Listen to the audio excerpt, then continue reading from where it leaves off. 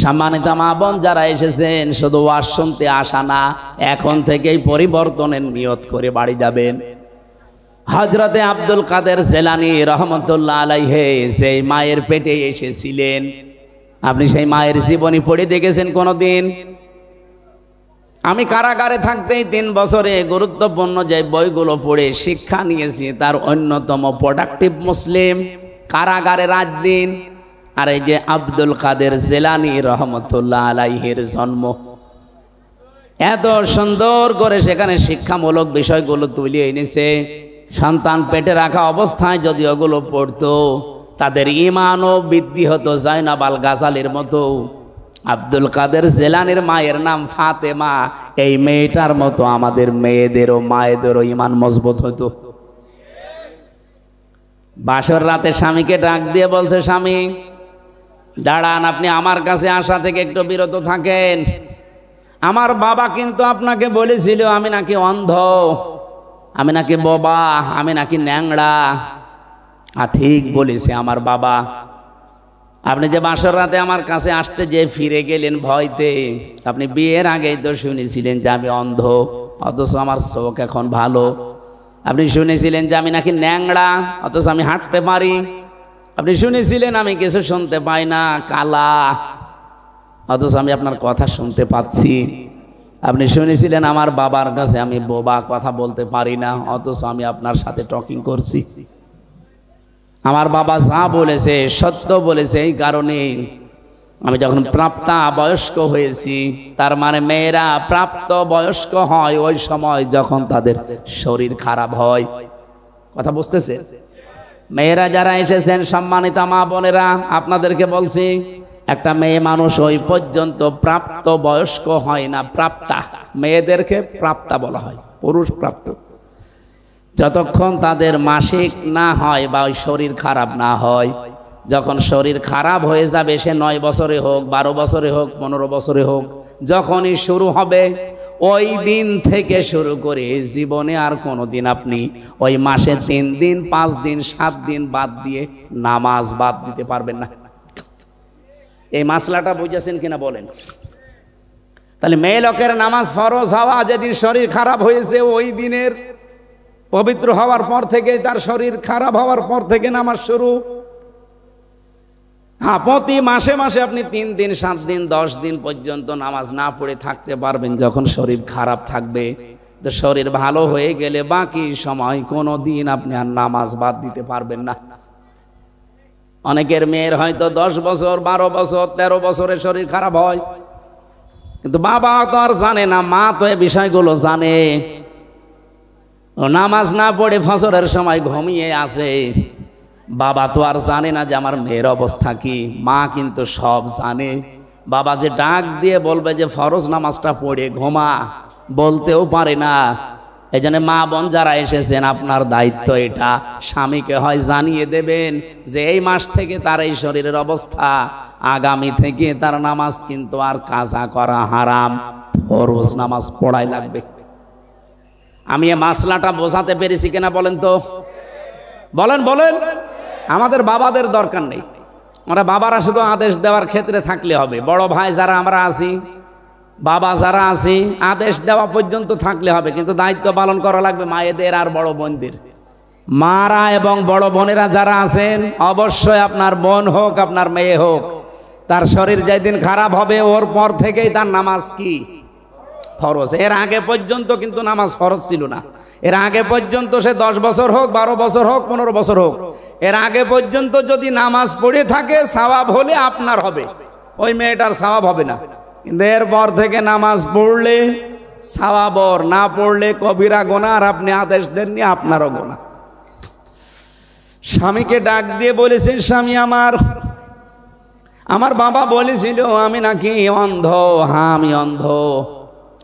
আমার এই প্রাপ্তা বয়স্ক হওয়ার পর থেকে, মনে করেন 12 বছর, এই 12 বছরের পর থেকে এই বিয়ের এখন চলছে আমার 18 বছর। এই 6টা বছরে কোনো দিন আমি যে বোবা, আমার বাবা বোবা বলেছে কারণ এই মুখ দিয়ে আমি কোনোদিন গীবত করি নাই। আমার বাবা বলেছে আমি নাকি অন্ধ। হ্যাঁ, আমি পরপুরুষের চেহারা এই অন্তত এই প্রাপ্তবয়স্কর পর থেকে বিয়ে পর্যন্ত দেখি নাই। আমি ন্যাংড়া এই কারণে বলেছি আমার এই পা দিয়ে এমন কোন হারাম কাজে আমি যাই নাই যেটা কবিরা গুনাহ হয়। আমি এমন কোন কথা এই কান দিয়ে শুনি নাই যে কথায় কবিরা গুনাহ হয়, তার মানে গীবত, এগুলো আমি শুনি না।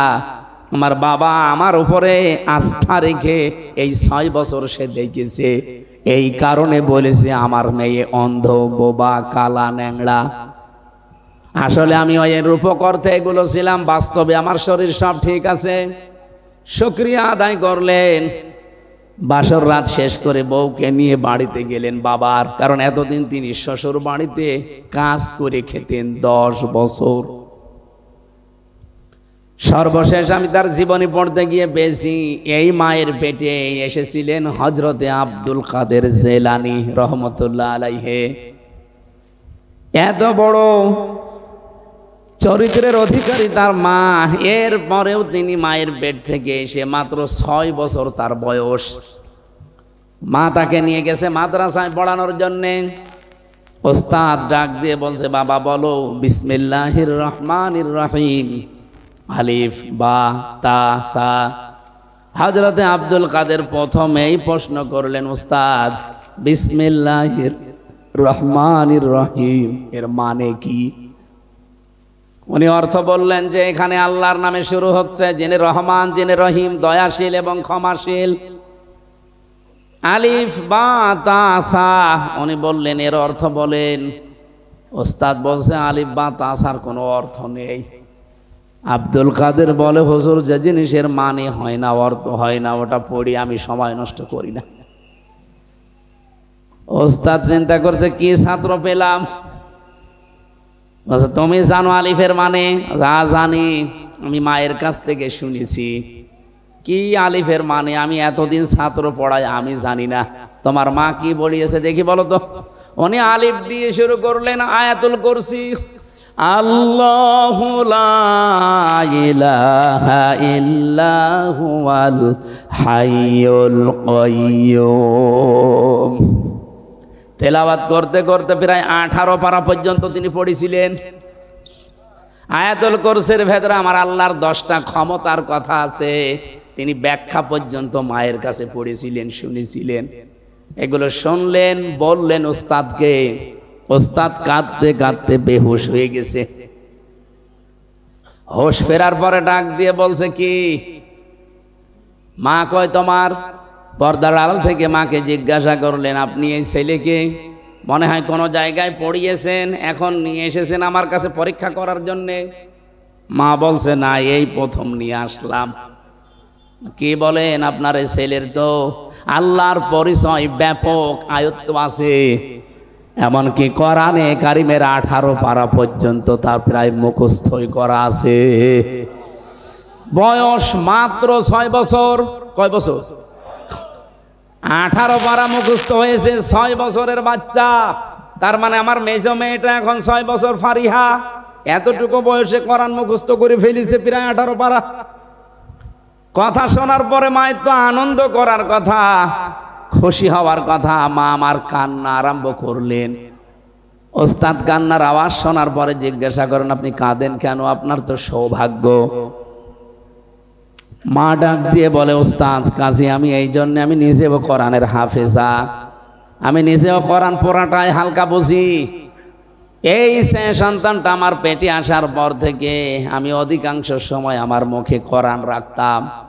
আমি উঠান ঝাড়ু দিয়েছি আমার মুখে আল্লাহর কোরআন, আমি ঘর ঝাড়ু দিয়েছি আমার মুখে আল্লাহর কোরআন, আমি খাবার দাবার স্বামীকে দিয়েছি আমার মুখে আল্লাহর কোরআনই থাকতো। সন্তানটা জন্ম নেওয়ার পরে আমি ফজরের নামাজ পড়ে ওরে শুইয়ে রাখতাম, পাশে বসে বসে তেলাওয়াত করতাম। দেখতাম আমার সন্তান আব্দুল কাদের আমার মুখের দিকে তাকিয়ে মুখ মিলাচ্ছে। আমার আফসোস হচ্ছে এই কারণে, আমি যদি আর একটু কষ্ট করে প্রতিনিয়ত 30 পারায় তাকে পড়ে পড়ে শোনাতে পারতাম, আমার এই ছোট সন্তান এতটুকু বয়সেই কোরআনের হাফেজ হয়ে যেত। ও পাবনার মা বোনেরা, সন্তান এমনি আব্দুল কাদের জেলানি হয়।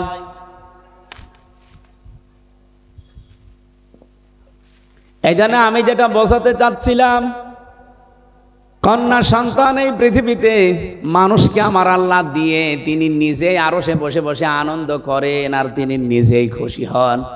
আপনি যখন এই মেয়েটার সুন্দর একটা অর্থবোধক নাম রাখার পর তার পেছনে খরচ করবেন সাধ্য মতো, মনে করবেন এটা আমি আল্লাহর রাস্তায় সাদগা করছি।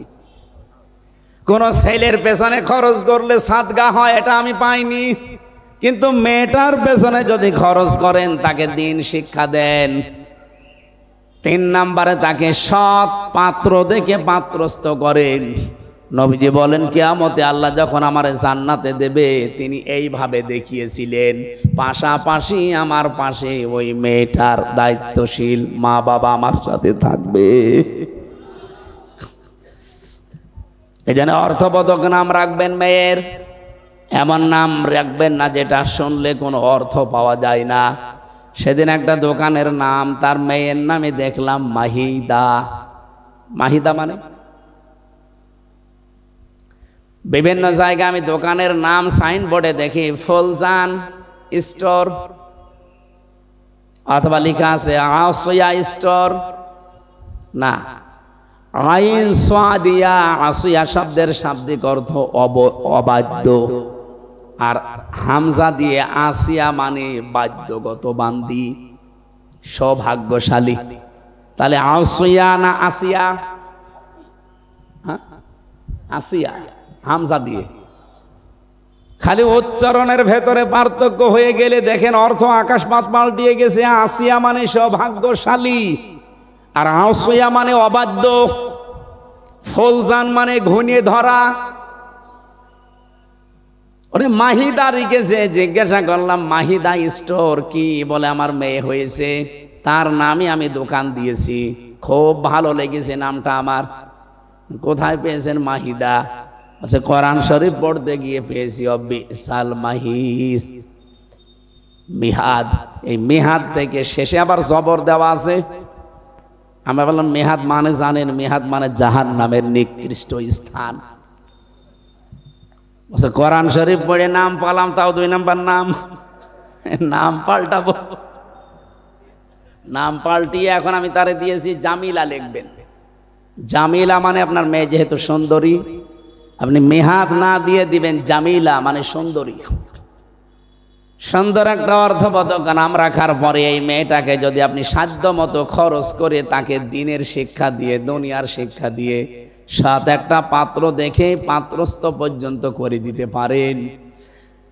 কোরআনে কারিমে আল্লাহ যেখানে জন্মের কথা দিয়েছেন দেখবেন আগে মেয়ে লোকের নাম দিয়েছেন, ইয়াখলুকু মা ইয়াশা ইয়াহাবু লিমান ইয়াশাউ ইনাসা ওয়া ইয়াহাবু লিমান ইয়াশাউ যুকুর। আল্লাহ পাক ইয়াহাবু লিমান ইয়াশাউ ইনাসা দিয়েছেন। ইনাসুন মানে মেয়ে লোক, কন্যা। ও পাবনাবাসী, আল্লাহ ছেলের নাম দিলেন না কেন? আল্লামা আলুসি রুহুল মান, রুহুল মাহানি, রুহুল বায়ান এই তাফসিরের ভেতরে তিনি ব্যাখ্যা করতে গিয়ে লিখেছেন, আল্লাহ পাক সবচাইতে বেশি ভালোবাসে মেয়েদেরকে, এই জন্যে তিনি মেয়ে দিয়ে আরম্ভ করেছেন আয়াতটা। জোরে বলেন সুবহানাল্লাহ। তাহলে আল্লাহ সবচাইতে বেশি খুশি হন, আনন্দ পান দুনিয়াতে ওই সময় যখন কারো ঘরে মেয়ে আসে, কন্যা সন্তান আসে। কিন্তু দুনিয়ার মানুষ এইটাই খুশি না বেজার? আমরা ইনশাল্লাহ খুশি হব মেয়েদের এই হকগুলো আদায় করার মাধ্যমে। জান্নাতুল ফেরদাউস পর্যন্ত আমরা যেন যেতে পারি, বলেন আমিন।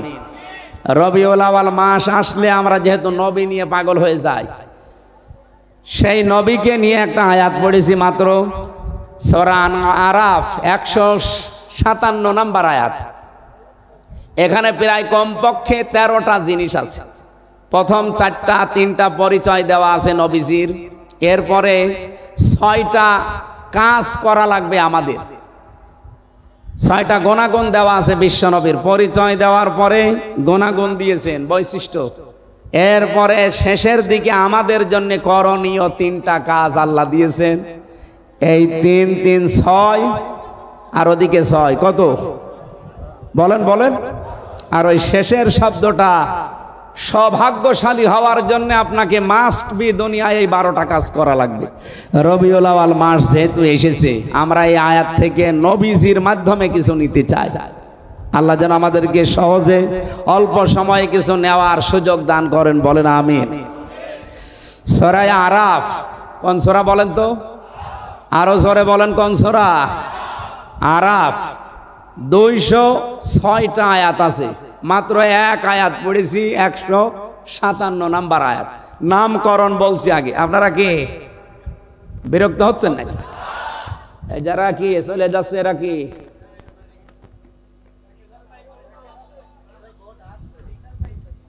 আমার ভাইরা একটু খেয়াল করে শুনবেন, তাফসীর মাহফিলে কথা বলতে হলে একেবারে এটা নামকরণ থেকে আরম্ভ করা লাগে। আরাফ শব্দের শাব্দিক অর্থ আমরা জানি, ওই যে আরাফাতের ময়দান না, এটা শুধু আরাফাতের ময়দান না।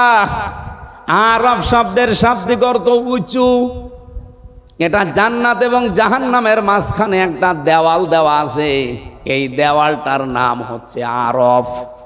নবীজি বলেন কিয়ামতের দিন আল্লাহ কিছু মানুষকে এখানে বসিয়ে দেবেন। এ মানুষগুলো জান্নাতেও যেতে পারবে না, জাহান্নামেও যাবে না। এদিকে তাকান, খুব গুরুত্বপূর্ণ একটা পয়েন্ট। এই ছেলে বসো। সাহাবী প্রশ্ন করলেন, হে নবী, এরা জান্নাতে যাবে না, জাহান্নামেও যাবে না, ওই জায়গায় থাকবে কতদিন? নবীজি আর বলেননি যে কতদিন। আপনি টের পাচ্ছেন, জান্নাতেও আপনি যেতে পারবেন না, জাহান্নামেও যাবেন না। হ্যাঁ, ওই প্রাচীরের ওপরে দাঁড়িয়ে থাকা লাগবে। কতদিন আর নেই, সীমা নেই। আমাদের কারো কপাল যদি ওই রকম হয়ে যায়, কেন হবে সেই কথাটা বলে আমি তাফসিরে যাচ্ছি। বিশ্বনবী বলেন আল্লাহ তাদেরকে জান্নাতে দেবে না মাত্র একটা কারণে, ওর নামাজ রোজা পর্দা পশিদা সব ঠিক ছিল, কিন্তু পরিবারে ওর বোর সাথে আচরণ ভালো করত, মার সাথে আচরণ ভালো করত না। ও দুনিয়ায় মায়ের হক আদায় করে নাই ঠিক মতো, এই কারণে আজ ওই জায়গায় দাঁড়িয়ে আছে। ও জান্নাতে যেতে পারছে না।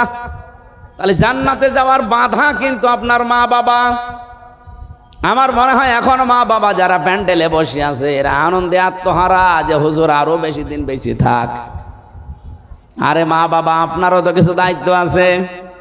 ওই যে সন্তান হওয়ার পরে তার সুন্দর অর্থবোধক নাম রাখার পরে তার দ্বীনের শিক্ষা দেওয়া।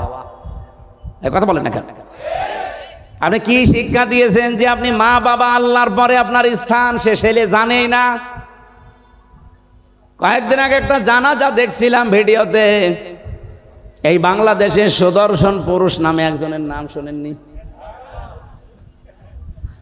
ও যদি সুদর্শন পুরুষ হয়, আমি কি কি জানো নাম ওর? অ্যাডলফ।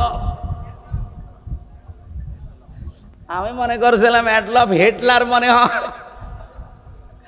এই শয়তানের জানাজার নামাজে আমি দেখলাম ও বাবা মারা গেছে, জানাজা পড়ছে, এইভাবে তুলে দাঁড়িয়ে আছে। এখন যে কোনো দেখি সালাম ফেরানো লাগবে তাও জানে না। অ্যাডলফের মতো সন্তান আপনি জন্ম দেন, ও যতই সুদর্শন পুরুষ হয়ে বাংলাদেশ কাঁপিয়ে যাক, আল্লাহর কসম কিছুদিন পরে দেখবেন তার মাকে বৃদ্ধাশ্রমে রেখে এসেছে। কারণ আজ হাজারো বৃদ্ধাশ্রমে নিজে খোঁজ নিয়েছি, নিজে গেছি, যেয়ে দেখেছি দিন শিক্ষায় শিক্ষিত যারা, হ্যাঁ তাদের মা বাবাও বৃদ্ধাশ্রম অনেক আমি পেয়েছি। এটা শুধু ওই ছেলেটার কারণে না, এটা হচ্ছে তার বউর কারণে। অধিকাংশ 190 জন মা বাবা যারা আজ বৃদ্ধাশ্রমে থাকে, তাদের খোঁজ খবর নিয়ে পাশে বসে কথা শুনলে দেখবেন চোখের পানি ফেলতেছে, হাও মাও করে। আমি এই যে কিশোরগঞ্জে পেয়েছিলাম, কিশোরগঞ্জ থানা, ওইটা হচ্ছে নীলফামারী জেলা। আমি যে দেখলাম দুই পাশে মা আর বাবা বসে আছে, প্রায় 25 জন 50 জন। একজনের কাছে একটু মাথা কাত করে বললাম, কি বাড়ি কোথায়, কি করেন, কেন এখানে এসেছেন? হাও মাও করে আমার হাত চেপে ধরে হাও মাও করে কাঁদতেছে এই বাবাটা আর মা। বলছে একজন বলছে আমার দুইটা ছেলে থাকে, একটা আমেরিকায় আর একটা ইংল্যান্ডে, আর একটা ছেলে আমার এদেশে আছে, সে বড় ডাক্তার। তিনটা ছেলে প্রতিষ্ঠিত। আমার ছেলেদের আমি দোষ দেই না, সেই রকম দোষ হচ্ছে আমার বৌমাদের। ওরা এমন ভাবে কড়াকড়ি করে, শেষ পর্যন্ত বাড়িতে 5টা রুম আছে, একটা রুমে আমাদের এই বুড়ো বুড়ির জায়গা হয় না, টাকা পয়সা পাঠাই এই বৃদ্ধাশ্রমে আজ পড়ি আছে।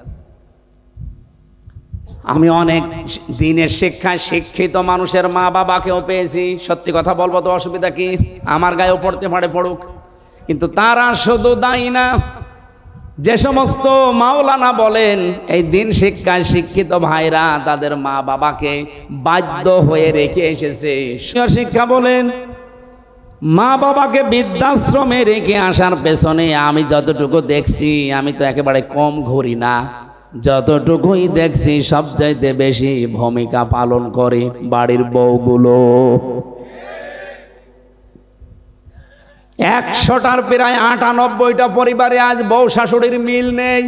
ছোটখাটো জিনিস নিয়ে তাদের মনের দূরত্ব, শরীরের দূরত্ব এত বেশি, শেষ পর্যন্ত স্বামী যারা আমরা আছি আমরা মানসিক রোগী হয়ে যাই।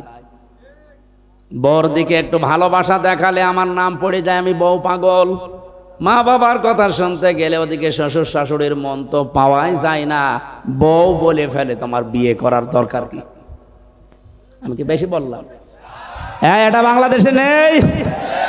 এই দুই চাপা কলে পড়ে হাজার হাজার স্বামী আজ আমরা মানসিক রোগী, কিছু বলতেও পারি না, সইতেও পারি না। এ ঝামেলায় আছেন কারা? হাত তোলেন দেখি, তোলেন।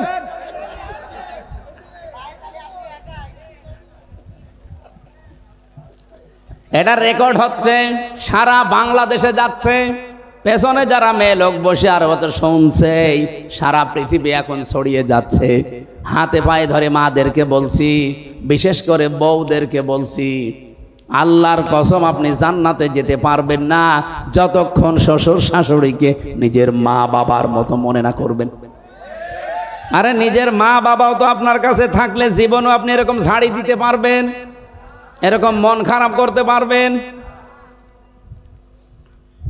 24 বছর, 25 বছর, 28, 30 বছর পর্যন্ত হামজার পেছনে এই মেয়ে লোকটা শ্রম দিয়েছে নিঃস্বার্থ ভাবে। এই পুরুষ লোকটা রোদে পুড়ে পুড়ে পিঠের চামড়া কালো বানিয়ে ফেলেছে এই হামজার জন্যে। আর আপনি 3 কথায় এসে 3 দিনে আপনি পাল্টিয়ে গেলেন। আপনি নিজের শুধু ক্ষতি করছেন না, এই স্বামীর মন থেকে তো উঠে যাচ্ছেনই। আপনি দেখবেন স্বামীরা সবচাইতে জড়ানো জিনিসকে বেশি ভালোবাসে। আরে পৃথিবীতে সবচাইতে বেশি আমরা পুরুষ যারা আছি, আল্লাহর কসম আমি কোরআন হাতে নিয়ে বলতে পারি, আল্লাহ রাসূলের পরে আমি সবচাইতে বেশি ভালোবাসি আমার মা আর বাবাকে। আর এই মা বাবার সাথে যে জিনিসে জড়িয়ে থাকে তাকেও বেশি ভালোবাসি। এই জন্য যদি স্বামীর মন পেতে চান, আপনি স্বামীর মা বাবার সাথে কন্যার মতো জড়িয়ে যাবেন, তাহলে এমনি আপনাকে মন থেকে ভালোবাসবে। কথা বলেন ঠিক কি না? আরো জোরে বলেন। যুবকরা আজকের আয়োজনে সম্পৃক্ত, এরা আজকে আয়োজন না করে যদি গানের আসর দিত আপনারা আনন্দ পেতেন না? কিছু মানুষ পেত, কিন্তু এই মানুষগুলো তো আনন্দ পেত না, এরা আরো কষ্ট পেত। আমরা আনন্দ পেয়েছি কোরআনের কারণে। কিসের কারণে বলেন তো? সুতরাং কোরআন শুনতে যারা এসেছেন খুশি হয়ে বলেন আলহামদুলিল্লাহ। পৃথিবীতে আল্লাহর যত বড় বড় দয়া আর রহমত আছে, যেগুলো আল্লাহ দিয়ে নিজে খুশি হন, আনন্দ পান, কিন্তু মানুষ ওইগুলো পেলে কষ্ট পায়। তার ভেতরে 1 নম্বরে কন্যা সন্তান। এটা আল্লাহ দিতে পারলে আল্লাহ খুশি, তিনি আনন্দ পান।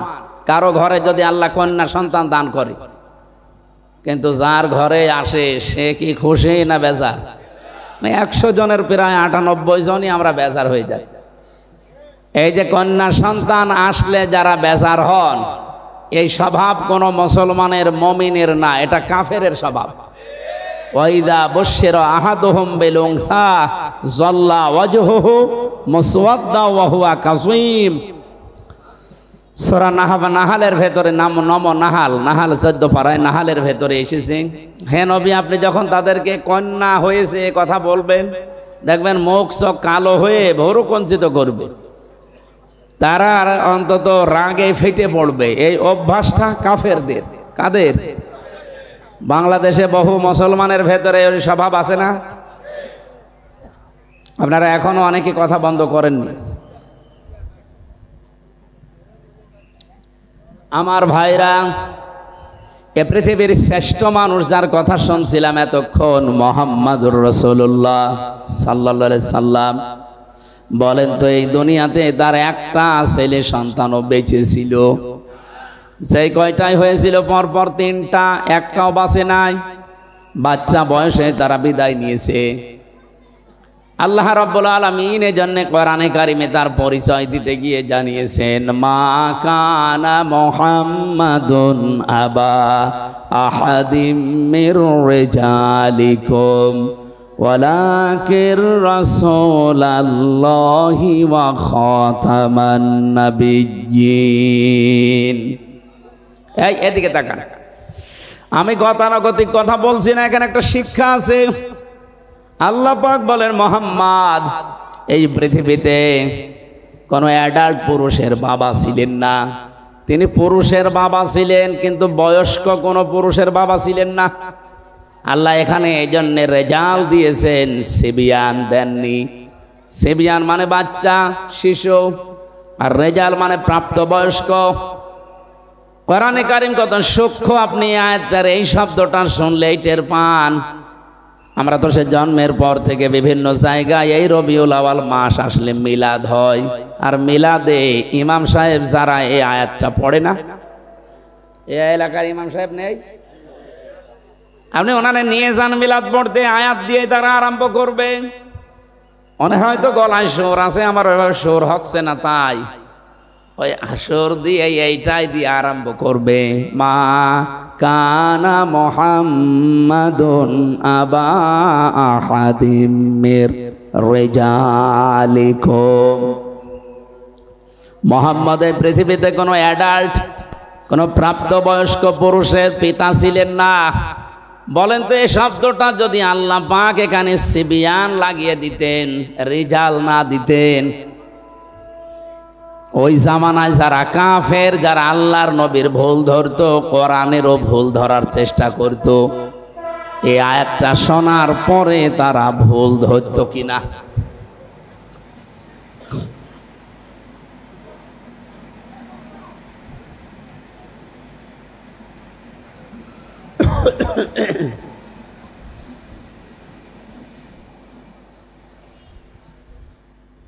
আমার নিজের কাছেই তো সিবিয়ান দিলে আমি এখনই ভুল ধরতাম। এই যে টনি বেলাওয়ারের এক শালিকা লরেন বোথ, এই মহিলা ইরানের তেহরান বিমানবন্দরে এসেছিল আমেরিকা থেকে। মহিলা আসার পরে একজন মুসলমানের কাছে কোরআন শরীফ নিয়ে 53 জায়গায় লাল দাগ দিয়েছে। সংবাদ সম্মেলন করে বলছে, আমি 53 জায়গায় ভুল পেয়েছি। কি চেষ্টা করে তারা বলেন তো? আমি বাইরের দেশগুলোতে যেখানে আমারে নিয়ে যায়, সফরে গেলে আগে বিশ্ববিদ্যালয়ে যাই, সিঙ্গাপুরে, মালয়েশিয়া, থাইল্যান্ড, যত দেশে আমারে নিয়ে গেল এ পর্যন্ত আমি আগে যে দেখি ও দেশের ভার্সিটি, বিশ্ববিদ্যালয়ে যাওয়ার পরে পরিচিত কাউকে পেলে, কয়েকদিন আগে সৌদি আরবে আমার এক বন্ধু ওখানে পড়ে, ওরে বললাম যে দোস্ত নিয়ে চলো আমার এই লাইব্রেরিতে। আগে লাইব্রেরিতে গিয়ে আমি চিন্তা ভাবনা করে দেখি যে এখানে কি ধরনের বই পড়ানো হয়, পাওয়া যায়। আমার কুষ্টিয়া বিশ্ববিদ্যালয় যে লাইব্রেরি, আমার হয় 2 মিনিটে ঘুরে শেষ করে দেওয়া যাবে। মালয়েশিয়া ইন্টারন্যাশনাল ইসলামিক ইউনিভার্সিটি যেটা, ওর লাইব্রেরি যত বড়, আমি পুরাটা এলাকা ঘুরে দেখেছি, কুষ্টিয়া বিশ্ববিদ্যালয়ের চাইতে কমপক্ষে 20 ডবল বড় হবে, এত বড় এরিয়া। একটা বিশ্ববিদ্যালয় যদি আমাদের দেশের বিশ্ববিদ্যালয়ের চাইতে 20 ডবল বড় হয়, তার ক্যাম্পাস, তার লাইব্রেরি কত বড় হতে পারে? আপনি বই খুঁজবেন, নিজে যেয়ে অমুক বই পেয়ে যাবেন না, কম্পিউটারে টিপ দেওয়া লাগবে, কত তালায় আছে, কত কামরায় আছে, কত তাকে আছে, কত লাইনে আছে, ওটা লেখা উঠবে ওই জায়গায়, যে ওই বই পাবেন। তাছাড়া যদি নিজের মন মতো যে খুঁজতে চান, আমার মনে হয় আপনার জীবন শেষ হয়ে যাবে, এত বই সেখানে। বড় বড় বিশ্ববিদ্যালয়গুলো যে আমি এই ছোট্ট জীবনে দেখেছি, ওরা যত বই থাকুক না কেন, সবার উপরে আল কোরআন এইটা ওখানে লিখে দেয়। যে সমস্ত দেশে মুসলমান কম, যেমন সিঙ্গাপুরে 100 জনের মাত্র 5 জন মুসলমান, 95 জন সেখানে কাফের, বিভিন্ন জাতির লোক আছে, মুসলমান না। থাইল্যান্ডে ওই রকম মুসলমান হয়তো 2-3%, বাকি সবগুলোই তারা কাফের। আমার এক বাজারে নিয়ে গেল থাইল্যান্ডে, বাজারে যে দেখি গোশত বিক্রি করছে, সামনে তাকালাম দেখি শুধু মাথা। জিজ্ঞাসা করলাম ইংরেজিতে ওনারে যে কি এটা, আমারে বলছি ডগ। ডগ মানে একটা দুইটা না, প্রায় 15-20টা ডগ মাথা কেটে রেখে দিয়েছে। ওরা তো আর বিসমিল্লাহির রহমানির রহিম বলেনি, এক কোপে আলাদা করে ফেলেছে। সাপ, বড় বড় সাপ জিয়ানো আছে, শুধু মাথা কেটে যে মাছের মতো পিস পিস করে। এরকম একটা দেশেও বিশ্ববিদ্যালয়ের দিকে তাকান, কত হাজার হাজার বই তাদের আছে, নিচের থাকে, ওপরে যেটা আছে সেই জায়গায় আছে দি হলি কোরআন। জোরে বলুন সুবহানাল্লাহ। ওরা আর কিছু না করুক, নতুন কোন তথ্য যদি বের করতে চায়, কোরআন ছাড়া সম্ভব না। কিয়ামত পর্যন্ত পৃথিবীতে যত রকমের বিজ্ঞানী আসবে, সে আস্তিক হোক আর নাস্তিক হোক, কিছু যদি নতুন দুনিয়াকে দিতে চায়, মাস্ট বি তাকে কোরআনের কাছে ভিক্ষা চাওয়া লাগবে। কথা বুঝতেছে? কি গবেষণা তাদের জীবনে আছে। এই যে লরেন বুথ বলছিলাম, মহিলা অনার্স মাস্টার্স করা, ডক্টরেট করা, কোরআন পড়তে 1 দিন 2 দিন করে পড়ে নাই, 3 বছর একাধারে পড়েছে। আর আমার মতো আনাকম জানাকমও পড়ে নাই, পড়েছে একেবারে বুঝে বুঝে। এক একটা শব্দের অর্থ বের করেছে, একাধিক, কোন শব্দ কোন জায়গায় অ্যাপ্রোপ্রিয়েট হয়, কোন জায়গায় কোন শব্দ মিলতে পারে, এইরকম বুঝে বুঝে কোরআন পড়েছে। 53 জায়গায় যে লাল দাগ দিয়েছে, আন্দাজে না, বুঝে শুনে দিয়েছে। কিন্তু আল্লাহর ইশারা, যেখানে ও লাল দাগ দেয়, শেষ পর্যন্ত মুসলমানও হয়ে গেছে। জিজ্ঞাসা করছে যে আপনার ধর্ম খ্রিস্টান, তামাম পৃথিবীতে সব চাইতে বেশি মানুষ বাস করে খ্রিস্টান ধর্মে, আপনি সেই বাপদাদার ধর্ম বাদ দিয়ে এ পৃথিবীতে মুসলমানদের ধর্ম এমনিতেই মানুষ দেখতে পারে না। এদেরকে টেরোরিস্ট বলা হয়, জঙ্গি বলা হয়, সন্ত্রাসী বলা হয়। আর আপনি এই ধর্ম মেনে নিলেন মানে? লরেন বুথ ওই দিন জানিয়েছে, আমি মুসলমানদের চেহারা দেখে, তাদের আচরণ দেখে মুসলমান হচ্ছি না, আমি মুসলমান হয়েছি আল্লাহর কোরআন দেখে। আমি 53 জায়গায় লাল দাগ দিয়েছিলাম, ঠিক। এতদিন শুনতাম যে মুসলমানের কোরআনে কোনো ভুল নেই, কিন্তু আমার দৃষ্টিতে আমি পেয়েছি আল্লাহর দয়া আমার উপরে, আল্লাহর ইশারায় যেখানেই লাল দাগ দিয়েছি, ভুল ধরেছি, দেখি তার পরের আয়াতে বা পরের সূরাতে ওই আয়াতের জবাব আমার আল্লাহ 1500 বছর আগেই দিয়ে দিয়েছে। সূরা নেসার 34 নম্বর আয়াত শেষে আমি ভুল ধরলাম, এই আয়াতটাই আমার পরিবর্তন এনে দিয়েছে। আমি মনে করলাম যে এখানে যা দেওয়া আছে এটা তো বাস্তবতার সাথে মেলে না, কারণ তারা নারীবাদী, নারীদেরকে এগিয়ে রাখতে চায়। কিন্তু আমার যতটুকু গবেষণা, আমি চিন্তা ভাবনা করে বিশ্বে দেখেছি, অন্য জাতির লোকেরা আপনি দেখবেন, বিশেষ করে খ্রিস্টানরা, ওরা জাতে মাতাল হলেও তালে ঠিক আছে। আপনি খ্রিস্টান রাষ্ট্র যতগুলো আছে পৃথিবীতে তাকান, সবচাইতে বেশি খ্রিস্টান যেখানে বাস করে আমেরিকায়, তারা জাতে মাতাল হলেও তালে ঠিক। এই জন্য বলছি, সারা পৃথিবীর 257টা রাষ্ট্র আছে, সব রাষ্ট্রকে তারা সবক দিয়ে বেড়ায় যে নারীর অধিকার সমান সমান করা লাগবে, বলে না? অথচ নিজেরা এ কথা আজ পর্যন্ত মানেন। 144 বছর চলছে আমেরিকা স্বাধীন হওয়া, অথচ তারা আজ পর্যন্ত মানে নাই। আমি বারাক ওবামা পর্যন্ত পড়েছিলাম ইতিহাস, এরপরেই তো বারবার আসতেছে যে লোকটা, এই ডোনাল্ড ট্রাম্প। ও দেখতে আমার মনে হয় একটা মাতাল, ও কিন্তু রাজনীতিবিদ না, একটা ব্যবসায়ী। হঠাৎ করে এই লাইনে এসে বিভিন্ন কায়দা কৌশলে হয়ে গেছে পরপর 2 বার। আপনি দেখবেন এরকম একটা মাতাল মার্কা লোক যার নামে নারী কেলেঙ্কারি পর্যন্ত আছে। এই কথা বুঝতেছে? আপনি দেখেন কয়েকদিন আগে তার এগেনস্টে যে দাঁড়িয়েছিল কমলা হ্যারিস। এ পৃথিবীতে যদি শিক্ষিত নারী আপনি খোঁজ করেন জেনারেল লাইনে, 10 জন যদি আপনি শিক্ষিত নারীর তালিকা করেন, কমলা হ্যারিসকে একজন পাবেন। 1000-এর উপরে বিশ্ববিদ্যালয়ের লাইনে আছে, তার ভেতরে সবচাইতে উপরের বিশ্ববিদ্যালয় যেগুলো 1, 2, 3, 4 করে গণনা করা হয়, মার্কিং করা হয় একটার সাথে আরেকটা। আমাদের বাংলাদেশে একটাও সেই পর্যায়ে নেই। 1000 বিশ্ববিদ্যালয় সারা পৃথিবীতে, বাংলাদেশে তালিকায় এখনো একটাও যেতে পারেনি। তাহলে 1, 2, 3 কি গবেষণা হয় সেখানে বলেন তো? এইরকম জায়গা থেকে এই মহিলা পাশ করা, অথচ এই মহিলাকে ওই দেশের লোক গুরুত্ব দিল না, গুরুত্ব দিল ট্রাম্পকে।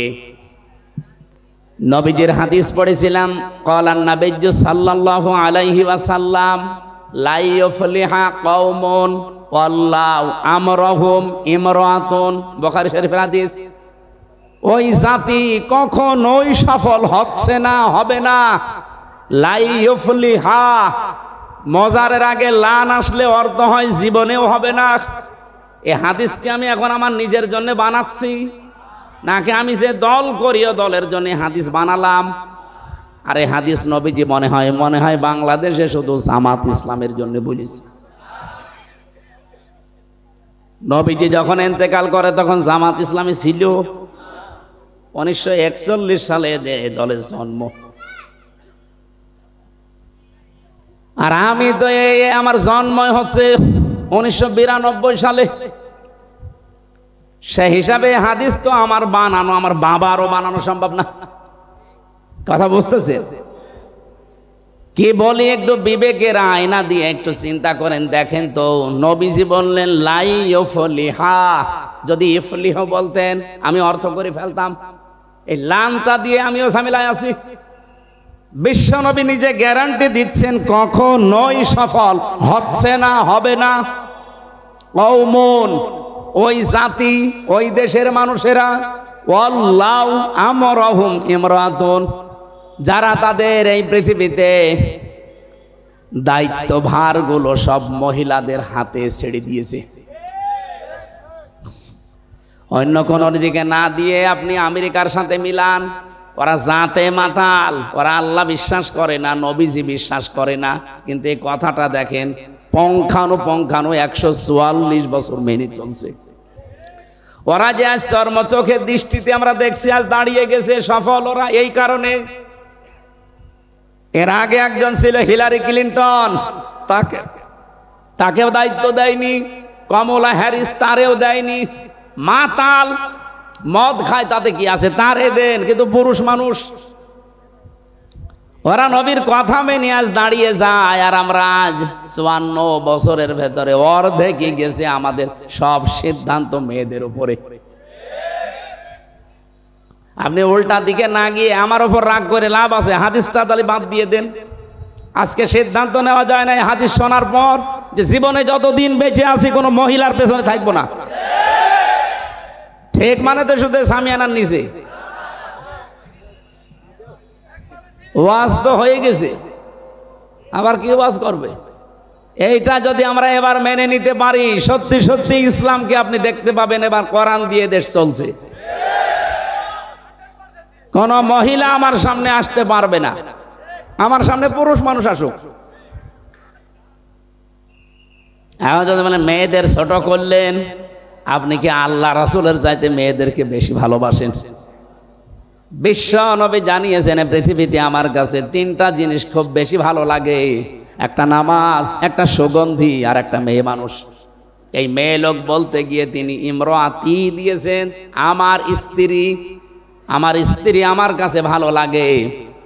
আমাদের কাছেও নামাজ অনেকের ভালো লাগে, অনেকের লাগে না। অনেকের কাছে সুগন্ধি ভালো লাগে, অনেকের কাছে আবার দুর্গন্ধ ভালো লাগে। ওই যে বিড়ি খায়, এটাকে সুগন্ধ। অনেকের কাছে স্ত্রী ভালো লাগে, নিজেরটা বাদ দিয়ে অন্যেরটা। না এই এলাকায় সব নেই, আছে। মানে এই যে পরকীয়া প্রেম করে কারা, পরকীয়া প্রেম যারা করে এরা কি নিজের বর সাথে না অন্যের বর সাথে? আমার ভাইরা, এই জন্য আল্লাহ রাসূলের চাইতে বেশি মর্যাদা আপনি জীবনেও দিতে পারবেন না মহিলাদেরকে। আন্দাজে যা বলছেন ওটা আপনার নিজের স্বার্থে, দলীয় স্বার্থে। যে কথা বলছিলাম, এই যে এই মহিলাটা খ্রিস্টান সবচাইতে বেশি পৃথিবীতে, তারপরেও তিনি যখন বলেন আমি দেখলাম যে আমার নিজের ভুলই ধরা পড়ে যাচ্ছে একটা একটা করে, এই সেই আয়াতটাই বলছিলাম, সূরা নিসার 34 নম্বর আয়াত, আর রিজালু কাওয়ামুনা আলান নিসা। আমি পুরুষদেরকে বানিয়েছি অভিভাবক আর মেয়েদেরকে বানিয়েছি তাদের আজ্ঞাবহ। কিন্তু আজ আমাদের দেশে অনেকে সিস্টেম পুরা উল্টিয়ে ফেলেছে। মেয়ে লোক এখন রাজমিস্ত্রি আর আমরা যোগাইলে। স্বামী এখন অধিকাংশ পরিবারে আর স্বামী নেই, মানে হুকুমের দাস হয়ে গেছে। সব পরিবারে না, বহু পরিবারে আমি দেখেছি স্বামী আন্দাজে নামে আছে শুধু, অথচ স্বামীর যে মর্যাদা এ পৃথিবীতে নবীজি জানিয়েছেন। আল্লাহ বাদে যদি সেজদা দেওয়া জায়েজ থাকতো, মেয়েদের কানের কাছে মুখ নিয়ে বলতাম যে স্বামীর পায়ে সেজদা দাও। এত মর্যাদা আল্লাহর পরে আল্লাহ যাকে দিলেন, সেই স্বামীকে আজ অনেকেই আছে গোলামের মতো ব্যবহার করে। গোলাম মার্কা স্বামী আছেন কারা? হাত তোলেন তো। এলাকা তো অনেক ভালো, আলহামদুলিল্লাহ।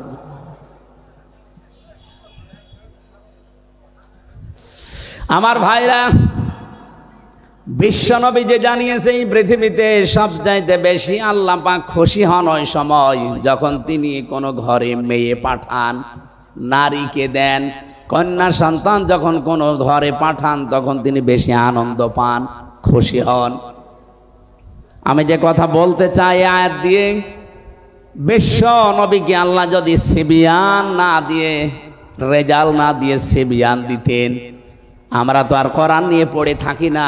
যারা ভুল ধরার চেষ্টায় আছে অহরহ, তারা এই আয়াতি ভুল বের করতো যে মোহাম্মদ নাকি ছোট শিশুদের পিতা না। তাহলে এই যে তাহের, আবুল কাসেম, ইব্রাহিম, এগুলো কি? এরাও তো ছোটবেলায় মরে গেছে। আল্লাহ এমন শব্দ চয়ন করেছেন এই জায়গায়, সিবিয়ান দেননি, দিয়েছেন রেজাল। অথচ সে জন্মের পর থেকে অনেকে আয়াত আমরা মিলাদে পড়েছি, এখানে যে তথ্য আছে অনেকে আমরা জানি না। তাহলে কত সেনসিটিভ জায়গা কোরআনের প্রতিটি আয়াত আমার আল্লাহ রেজাল ব্যবহার করে মানুষের মুখের উপরে কাদা দিয়ে দিয়েছেন যে না, মুখ খুলতে পারবি না।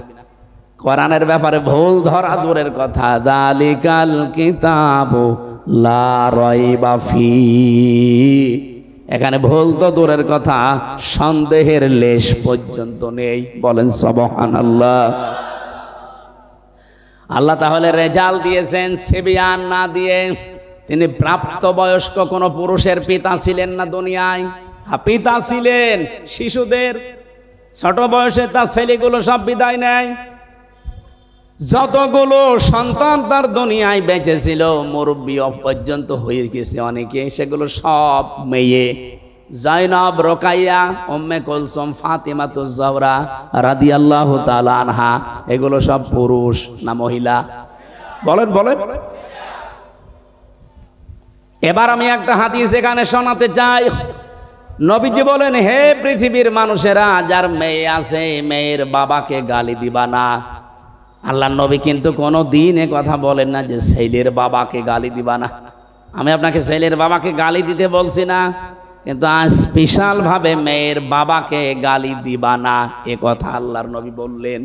কারণ আমি মোহাম্মদ নিজে মেয়েদের বাবা।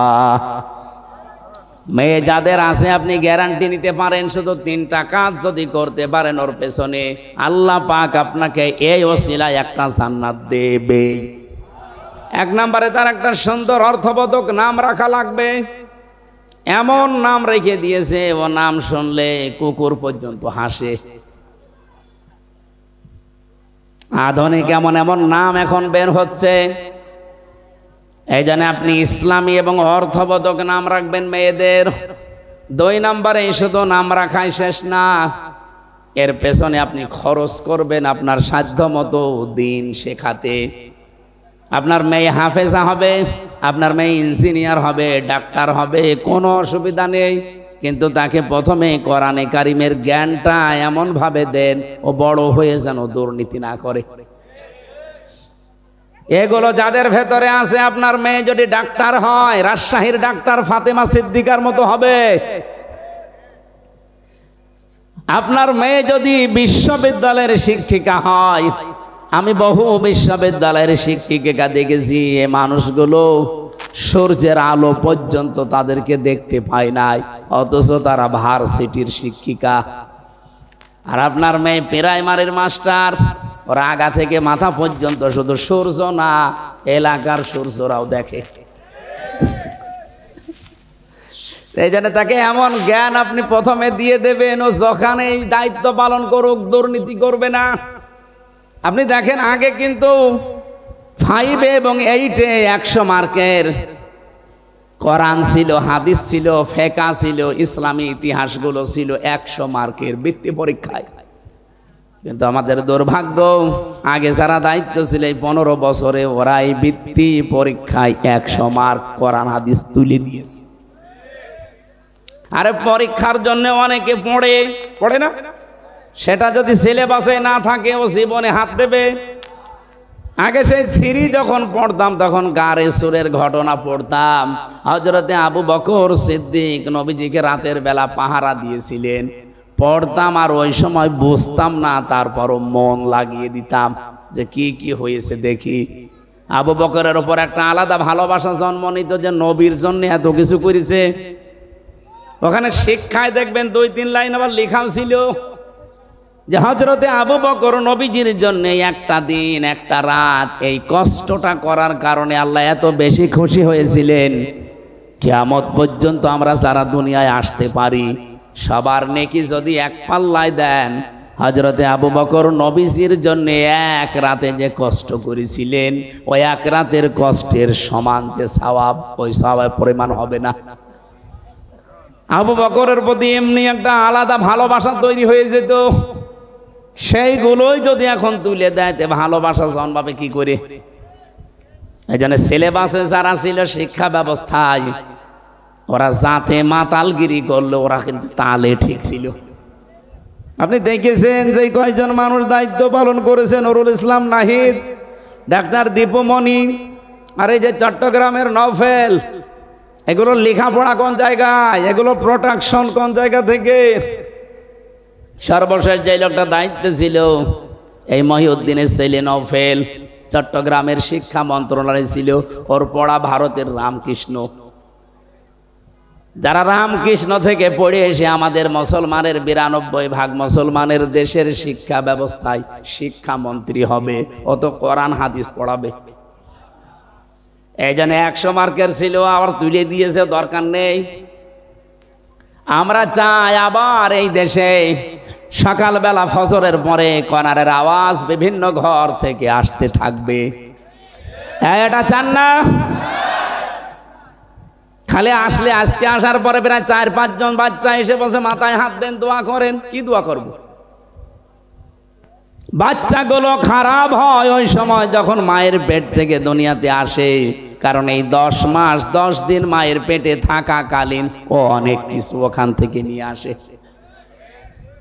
বিজ্ঞান এখন প্রমাণ করছে 6 মাস যখন মায়ের পেটে মানুষের হয়ে যায় তখনও দুনিয়ার কথাবার্তা শুনতে পায়। এখন 6 মাস আপনার স্ত্রীর পেটে সন্তান বয়স হয়ে গেছে, আপনার স্ত্রী বসে বসে এমন সিরিয়াল দেখতেছে যার ভেতরে শুধু আল্লাহ রসুলের কথা। ওইটা দেখে আর ওর ভেতর থেকে তো সব শুনতেছে, ওইটা প্র্যাকটিস করে, আসার পরে ঠিক ওইটাই আচরণ করে। বলেন, দোয়া চাই আমার কাছে হুজুর, দোয়া করেন আব্দুল কাদের জেলানির মতো ছেলে চাই। আব্দুল কাদের জেলানি এমনি হবে? বিশ্ব নবী মুহাম্মদ রাসূলুল্লাহ সাল্লাল্লাহু আলাইহি সাল্লামকে আল্লাহ যেই কথাগুলো আমাদের মাধ্যমে এবার জানাবেন, সূরা আরাফ থেকে যেহেতু পড়েছি, আপনি আরাফ থেকে এই প্রাচীর নামক জায়গায় মনে করেন এখন দাঁড়িয়ে আছেন, আপনার বিচার চলছে। আপনাকে আল্লাহ জান্নাতে দিচ্ছে না শুধুমাত্র মায়ের কারণে, বাবার হক আদায় না করার কারণে। সাহাবী প্রশ্ন করলেন, হে নবী, আমার মা বাবার কারণে না আমি জান্নাত যেতে পারলাম না, জাহান্নামে আল্লাহ দিচ্ছে না কোন কারণে? বসেন বসেন একটু একটু, এইটাই আমার মূল বিষয়, নাই তো আমি পয়েন্ট পর্যন্ত আসতাম না। এদিকে তাকান। সাহাবী প্রশ্ন করার সঙ্গে সঙ্গে নবীজি বললেন তাকে আল্লাহ জান্নাতে দিচ্ছে না মা বাবার কারণে, আর জাহান্নামে দিচ্ছে না, লোকটা আর যাই করুক দুনিয়ায় দিন কায়েমের জন্য চেষ্টা করত। তাহলে দিন কায়েম করা এটা কিন্তু ফরজ, এটা নফল কাজ না।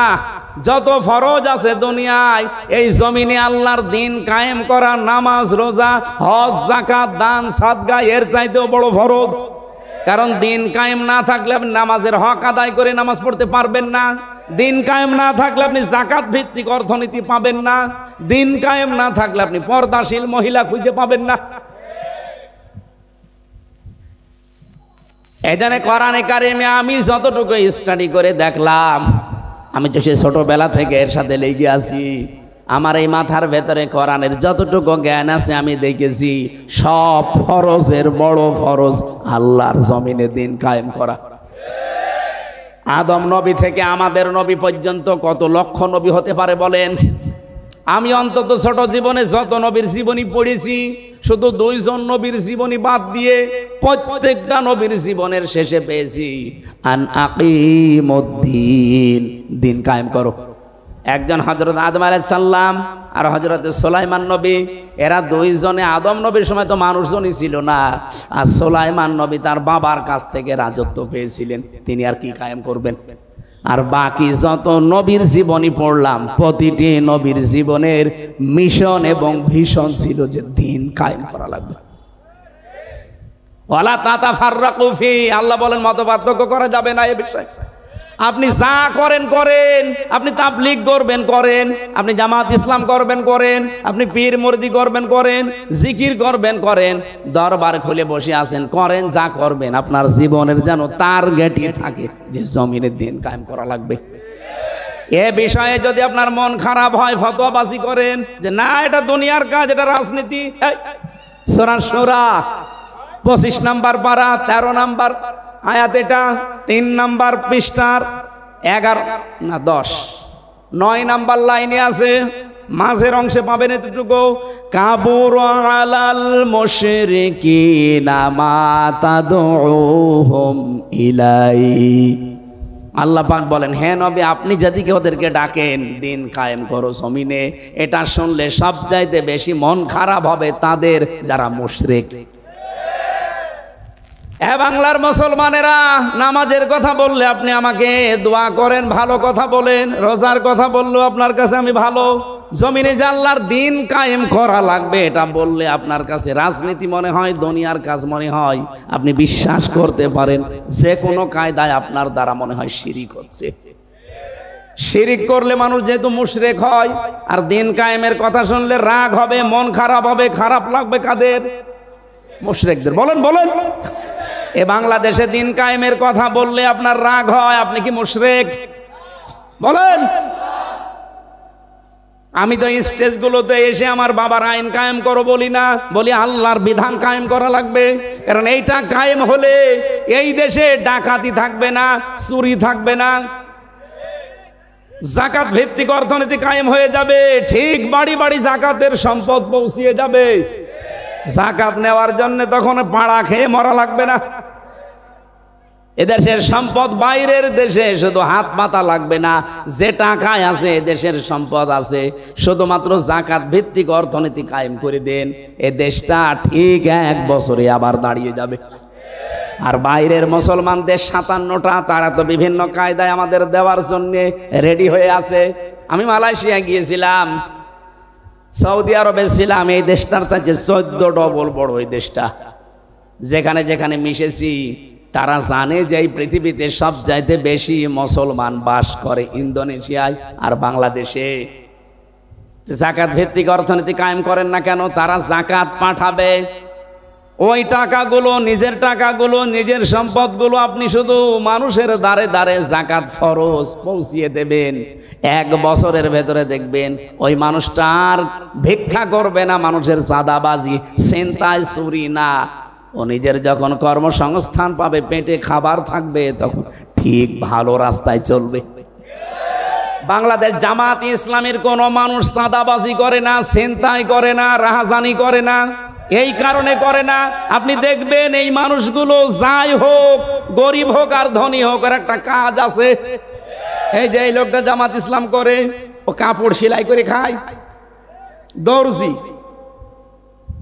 তাতে কি হয়েছে?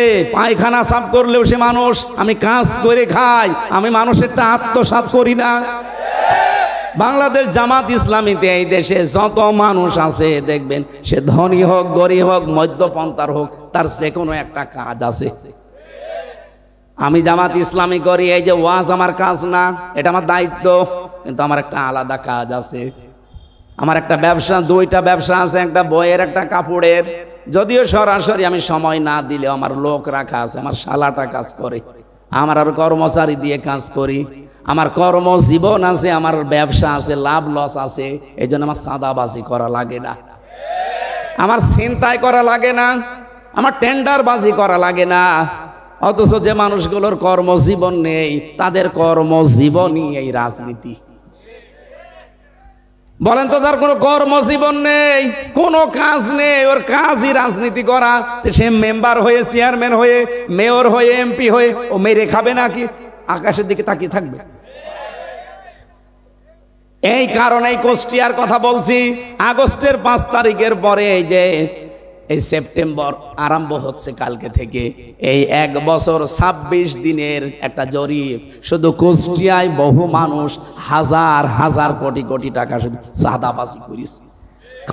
কই জামাত ইসলামের একটা লোকের বিপক্ষে এটা তোলেন তো, সারা বাংলাদেশ দিয়ে দিলাম যান। আপনার বিরুদ্ধে কথা আসে কেন?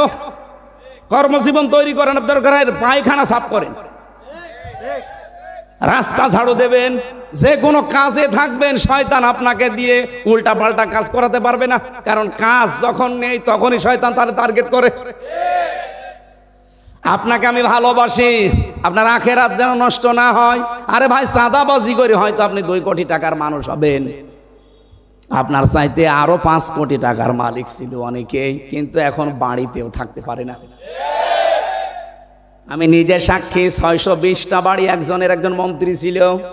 আগে যিনি মন্ত্রী ছিল, ভূমি মন্ত্রী, আপনার ডিলু, উনি তো কবরে চলে গেছে। ওনার পরে একজন হয়েছিল চট্টগ্রামে বাড়ি, সাইফুজ্জামান জাভেদ। একবার বাইরের দেশে গেলাম, সিঙ্গাপুরে না মালয়েশিয়া যেন, হোটেলে উঠেছি, নিচতলায়। হোটেল তো অনেক বড় বড় হোটেল, লিফটে নামা লাগে। 20 তলা, 25 তলা, 30 তলা, 118 তলা পর্যন্ত আছে মালয়েশিয়াতে। চিন্তা করলাম একটু নিচে যাই তো দেখি কি অবস্থা। নিচে এসে দেখি ওয়েটিং রুমে 2 জন শয়তান গল্প করছে। আমি গেছি, আমারে তো চিনে ফেলেছে, বলছে হুজুর সালাম আলাইকুম। ঠিক আছে, কি এখানে? হুজুর আমরা আগেই পালিয়েছি। অবস্থা দেখি আমরা আগেই পালিয়েছি। পালিয়ে আপনি এখানে কেন? আসি আমি। কত নাম্বার কামরায় আছেন? আসি এই হোটেলে আসি। আপনি কত নাম্বারে আছেন? আমার তো আর ওর মতো ভয় নেই, বললাম অমুক নাম্বারে আছি। আপনি এখানে হোটেলে এসে থাকেন, অথচ শুনেছি নাকি এই দেশে আপনার সাহেব পাড়া আছে, সিঙ্গাপুরে আপনার নিজের ফ্ল্যাট আছে, থাইল্যান্ডে আপনার বাড়ি আছে, আমেরিকায় বাড়ি আছে, কানাডায় বাড়ি আছে, আর বাংলাদেশের বিভিন্ন জেলায় সব মিলে সরকারি তালিকায় তার 620টা বাড়ি। আমার বাবার একটা বাড়ি মাত্র, তাই আমি এই 1 বছরের ভেতরে মনে হয় 2 মাসও বাড়ি থাকতে পারি না, 10 মাসই আমার রাস্তায় কাটে। আর আপনার 620টা বাড়ি কবে থাকবেন? আমারে বছর থাকা আগস্টের 5 তারিখ, তো আপনারা সব দখল করে নিলেন। আমি 3 তারিখে রাতে পালিয়েছি, এই পর্যন্ত প্রায় 7 মাস চলছে। খুব গোপনে আছি, কেউ জানে না। আপনি শুধু দোয়া করেন। দোয়া? তোমার জন্য দোয়া আসবে মন থেকে? বদদোয়া আসবে? তো এখানে থাকেন টাকা, এখানে তো অনেক ভাড়া।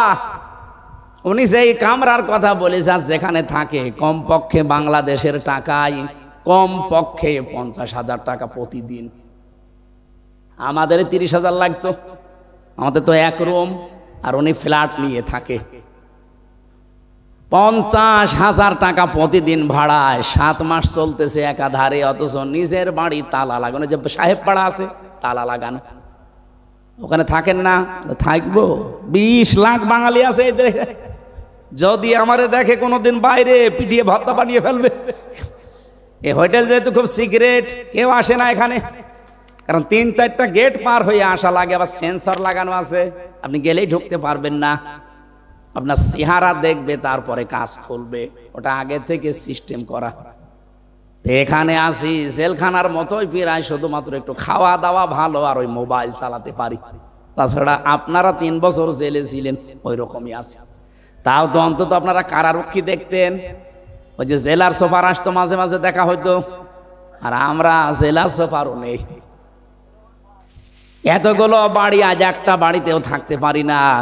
এভাবে যদি কয়েক বছর কেটে যায়, আমার মনে হয় শেষ পর্যন্ত আমারও না খেয়ে মরা লাগবে। আমার ওই দিন থেকে বিশ্বাস হয়েছে, 620টা বাড়ি আল্লাহর এই বান্দা নিজের বাবার টাকা জীবনও বানায়নি। হ্যাঁ, কথা বলেন না কেন? আপনি যারা 1 বছর 1 মাসের ভেতরে 1000 কোটি টাকার মালিক হয়ে গেছেন, সবই তো আপনার বাবার টাকা। এই জন্য আপনাকে বলছি, সময় কিন্তু পাল্টাতে বেশি দেরি হয় না। হঠাৎ করে যদি সময় পাল্টিয়ে যায় না, তখন দেখবেন এই 1000 কোটি টাকা তো যাচ্ছে, সাথে সাথে আরো 50,000 যাচ্ছে। জামাত ইসলামী বাংলাদেশের নাম বললাম, অনেকের মন খারাপ হয়ে গেল। আর ভাই একটা দেখান তো যে এরাও আপনার মতো চাঁদাবাজি করে খেয়েছে। কেন, এদের কি অভাব নেই? এরাও 15 বছর আপনার মতোই তো নির্যাতিত ছিল, আপনার চাইতে বেশি ছিল। আমি জামাতের একজনের পেয়েছি 313টা মামলা তার। আপনারও মামলা আছে 517টা পর্যন্ত আমি মামলা পেয়েছি এদেশে একজনের। আমি মাঝে মাঝে ভাবতাম, আল্লাহ 365 দিনে বছর শেষ, ওই একটা মামলার জন্য একটা করেও হাজিরা দেয়, 517টা ও কয় বছর হাজিরা দেবে? আমার মাত্র 2টা মামলা, তাই আমার হাজিরা দিতে দিতে জীবন শেষ হয়ে যাচ্ছিল। যদিও আমার মামলা এখন প্রায় সব খারিজ হয়ে গেছে। রাষ্ট্র আমাকে ঘোষণা দিয়ে জানিয়েছে যে আপনার সাথে এর কোনো সম্পৃক্ততা পাওয়া যায়নি, আপনি নির্দোষ। তা আমি যদি নির্দোষী হয়ে থাকি, 2 বছর 3 বছর আমার জীবন থেকে কেড়ে নিলেন, ওই জীবন সময়টা ফেরত দেন। হাসিনা আর যাই করুক না কেন, এই 3টা বছর অন্তত যে জুলুম করেছে, আমি খোলাখুলি বলছি, আল্লাহর কসম, কোরআন আমার সামনে, আমি কিন্তু জেলখানায় 20 সালের শেষের দিকে গেছি, এই 23 সালের শেষে বের হলাম 24 সালে। বলেন তো, এই 3 বছরের আগে আমার যতগুলো বক্তব্য, আমি জামাত ইসলামী বাংলাদেশকে শুধু সাপোর্ট করতাম, ভালোবাসতাম, কিন্তু এখন আমি অ্যাক্টিভ হয়ে কাজ করছি শুধু এই হাসিনার কারণে। আমি যাদের সাথে ছিলাম, এই মানুষগুলোর অ্যাক্টিভিটিস দেখেছি, তাদের পড়াশোনা দেখেছি। বিশেষ করে আমিরে Jamaat doctor Shafiqur Rahman, secretary general অধ্যাপক মিয়া গোলাম পরোয়ার, এই পাশের জেলা সিরাজগঞ্জ মাওলানা রফিকুল ইসলাম খান, ওই সাতক্ষীরার মাওলানা ইজ্জাতুল্লাহ, রংপুরের এটিএম আজহারুল ইসলাম, এদের সাথে ছিলাম আমি। এদের সাথে সেতে পড়েছি, বুঝেছি, এদের মতো কাজ করার চেষ্টা করতে করতে এখন আমি নিজে অ্যাক্টিভ হয়ে গেছি। তাহলে মানে এই কাজটা করেছে আমার হাসিনা আপা। হাসিনা যদি আমার এভাবে না দিত, আমি শুধু ওই অবিখা ওয়াজ করে খেতাম। যে কাবি খা আছে না, কাজের বিনিময় খাদ্য, আর আমারটা ছিল অবিখা, ওয়াজের বিনিময়ে খাদ্য। আমি তো ওই লাইনে ছিলাম, হঠাৎ করে এভাবে কষ্ট না দিলে আমি তো অ্যাক্টিভ হতাম না। এই দিন কায়েম করা যে কত বড় ফরজ এটা আমি বুঝতামও না, শুধু পড়িয়ে যেতাম। এই আয়াত তো আমি সে জন্মের পর থেকেই পড়ছি। আমি যেদিন কায়দা পড়া শেষ করে কোরআন শরীফ ধরেছিলাম পড়াটা শেষ করে, এই আয়াত তো সেই দিন থেকে আরম্ভ করেছি, সেই 5 পাস করার পর থেকে। এতদিন পর্যন্ত তো এইভাবে বুঝতাম না যে কাবুরা আলাল মুশরিকিনা মা তাদউহুম ইলাই। হে নবী, আপনি যেদিকে মানুষকে ডাকেন যে দিন কায়েম করো, এটা শুনলে সবচাইতে বেশি খারাপ লাগবে মুশরিকদের। এই বাংলাদেশে দিন কায়েম করার কথা যেই বলুক, এর কথা শুনলে যদি আপনার মন খারাপ হয়, রাগ হয়, আপনি বুঝবেন আপনার ভেতরে শিরিক আছে। আর শিরিক যারা করে তারা মুশরিক, আর মুশরিক হলে আপনার কাছে খারাপ লাগার কথা। আপনি বলেন কই আমি তো শিরিক করি না, অবশ্যই করেন, না তো আপনার কাছে খারাপ লাগে কেন? তাহলে কোরআন শরীফ কি মিথ্যা হবে? এই জন্য আপনি শিরিক করছেন, আপনি আগে মুক্ত হন, তাহলে আপনার কাছে দিন কায়েমের কথা শুনলে আনন্দ লাগবে, মন খারাপ হবে না। আর আপনাকে আল্লাহ নিয়ে আসবেও না। এই আয়াতের শেষের শব্দ আল্লাহু ইয়াজতাবি ইলাইহি মাইয়াশা। আল্লাহ পাক যাকে ইজতিবা করেন মানে মনোনীত করেন, পছন্দ করেন দিন কায়েমের জন্য, তাকে আল্লাহ এই কাজে লাগান। ওয়াহদি ইলাইহি মাইয়ুনিব। কিন্তু আমার আল্লাহ দেখেন যে এর মন আছে কিনা। আপনি যদি মন থেকে ফিরে আসেন, আল্লাহর দিন আমি কায়েম করবই, চেষ্টা করে যান, তখন আল্লাহ আপনাকে এই কাজে লাগাবে। বাংলাদেশে সবাই কি দিন কায়েমের পক্ষে? বলেন বলেন। 18 কোটি মানুষ, এখন মাত্র 7 কোটি 20 লাখ মানুষ। এই যে জরিপ 3 দিন আগে, 7 কোটি 20 লাখ মানুষ এখন চাচ্ছে যে দিন কায়েম হোক, আর বাকিরা এখনো চাই না। আমি বিশ্বাস করি আয়াত দ্বারা, সূরা শুরা 13 নম্বর আয়াত, এই বাংলাদেশে এই 20 কোটি কি 7 কোটি 20 লাখ মানুষকে আমার আল্লাহ অলরেডি তার দিন কায়েমের জন্য নির্বাচিত করেছে তাদের মন দেখে। তারা যেহেতু ইলাইহি উনিব, মন থেকে ফিরে আসতে, উনিব না ইউনিব, ইলাইহি ইউনিব, যারা মন থেকে আল্লাহর দিকে ফিরে আসতে চায় তাদেরকে দিন কায়েমের কাজে আল্লাহ লাগিয়ে দেন। আর বাকি এখনো যাদেরকে আল্লাহ নির্বাচিত করেনি, পছন্দ করেনি, তারা আসতে পারে নাই, তাদেরকে আহ্বান জানাচ্ছি, মন তৈরি করেন, জীবনের টার্গেট বানান যে আমি 200 বছর বাঁচবো, দিন কায়েম হবে না, আমি বেঁচে থেকে লাভ কি? আল্লাহর বিধানে যদি কায়েম না হয় জমিনে, আমি তো অন্তত 100 বছর পরে মরে যাব, কিন্তু জমিন তো এভাবেই থেকে যাবে, শয়তানরা চালাবে না। আমি যতদিন আছি আমার টার্গেট এইটা যে জমিনে কি করে আল্লাহর দিন কায়েম করা যায়। একটু মন চায় না, চর্ম চোখে দেখতে মনে চায় না যে কোরআন দিয়ে চললে দেশটা কেমন লাগে? আর এটা বললে আপনার কাছে রাজনীতি মনে হয় কোন কারণে? আপনি করেন, আমি আপনার পেছনে আছি। হয় আপনি নিজে ভালো হয়ে এই কাজ করেন, হয় নিজে ভালো হয়ে এই কাজ করেন, নয়তো যারা করছে তাদের পেছনে থাকেন। ফতোয়াবাজি করবেন না, ওয়ালা তাতাফাররাকু ফি, কোন ফতোয়াবাজি এই লাইনে চলবে না। নবীজি বলেন এরা আরাফ নামক স্তরে দাঁড়িয়ে আছে এই প্রাচীরে, এতে জাহান্নামে দিচ্ছে না, এই একটাই কারণ, কারণ সবচাইতে বড় ভালো কাজ করেছে দুনিয়ায় তারা, আর ছোটখাটো অপরাধ আছে তাদের। এই জন্য আরাফ সূরা থেকে তাফসীর শুনবেন, এই বিষয়টা আপনি নিজেকে ভাবেন তো, এই প্রাচীরের ওপরে আমি দাঁড়িয়ে আছি, হয়তো মা বাবার সাথে খারাপ আচরণ করেছি, তাদের হক আদায় করি না, জান্নাত আল্লাহ দেবে না, জীবনও দেবে না, জাহান্নামও দিচ্ছে না, শুধু দিন কায়েম করার চেষ্টায় ছিলাম এই কারণে। এখন এখানেই যদি দাঁড়িয়ে থাকা লাগে, তা আমার মতো কপাল পোড়া কেউ আছে? এই জন্য এখন থেকে সংশোধন হওয়ার সময়। আল্লাহ রবিউল আউয়াল মাসে যে আয়াতটা পড়েছি এত বড় বিশাল সূরা থেকে 206টা আয়াত, এই আয়াতের ভেতরে আল্লাহ প্রথম গুণাগুণ দিচ্ছেন, আল্লাযীনা যারা ইয়াত্তাবিউনার রাসূলান নাবিয়্যাল উম্মিয়্যা, যারা অনুসরণ করে রসুলের, নবীর এবং নবীর গুণাগুণ। 1 নম্বরে তিনি আল্লাহর রসুল ছিলেন, 2 নম্বরে তিনি নবী ছিলেন, 3 নম্বরে তিনি উম্মি ছিলেন। উম্মি মানে নিরক্ষর, এভাবে আমাদের মতো তিনি লিখে পড়ে এভাবে পাশ করেননি, কিন্তু এই পৃথিবীতে সবচাইতে জ্ঞানী মানুষ বলা হয় সব দিক থেকে মুহাম্মাদুর রাসূলুল্লাহকে। এই জন্য নবীজি নিজে মাঝে মাঝে বলতেন, ইন্নামা বুইস্তু মুআল্লিমান, অবশ্যই আমার আল্লাহ এই পৃথিবীতে আমাকে পাঠিয়েছে শিক্ষক করে। কি করে? বলেন বলেন। এই যে ইন্না মা দেওয়া আছে, একটু ভালো করে শোনেন, ইন্নার পরে যদি মা আসে কোনো জায়গায়, কোরআনে হোক হাদিসে হোক, আপনি আরবি গ্রামারের নিয়ম হচ্ছে ইন্নার পরে মা যোগ হলে অর্থ দাঁড়ায় একমাত্র, কেবলমাত্র, শুধুমাত্র। বয়স্ত আমাকে পাঠানো হয়েছে মুআল্লিমা, শিক্ষক হিসাবে।